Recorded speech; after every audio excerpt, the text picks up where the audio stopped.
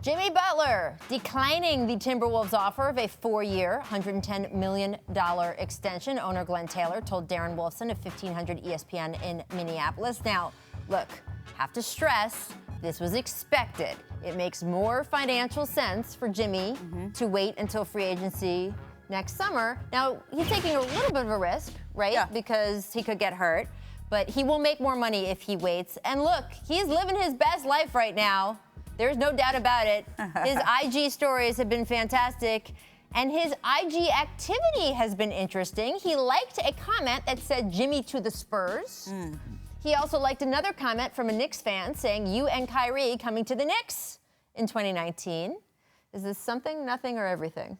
Oh, I definitely think it's something. Yeah? I don't know if it's everything. I think Jimmy has a very playful personality and knows exactly what he's doing when he does things like that.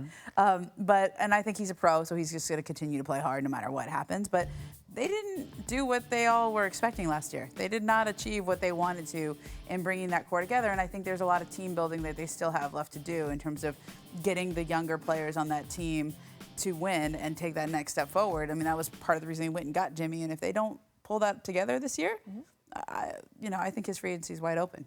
I think it's something, and I think the way you look at the T-Wolves is he's the leader, but in order to be a leader, you got to have followers. And I think Jimmy's sending a message right here to those young players, like, look, I came here to help you guys win, rise up in the playoffs, make a move in the West, but I have options, and if they don't mature that young group quickly, I wouldn't be surprised if Jimmy takes a hard look at some of these other great opportunities he's going to have next summer. Yeah, I mean, again, him turning down the money doesn't mean, oh, God, he's leaving, because he could get more money next summer.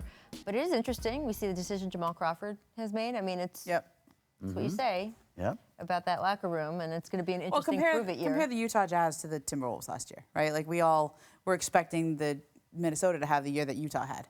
And they, if they don't do that again, and some of that is Jimmy got hurt late in the year, and et cetera. And they were the number 3 seed for a while. Yeah, they were there for a while, but I just don't think they gelled, and I don't think the gap between the older players that Tibbs has brought in and the younger players who are they're looking to take the next step in their stardom has happened yet. So this is a real proving year for everyone, because pretty soon everybody's got to get paid, and that's a lot of money to be spending on a team that's finishing 8th in the West. And plus, you've got to think, I mean, they just paid Andrew Wiggins so much. If Jimmy Butler does stay there, he's not going to want less money than Andrew Wiggins Towns is ready for an extension. Right. Like, it's going to get very expensive to keep this team together, and they need to start justifying it. Interesting. That free agency class next summer.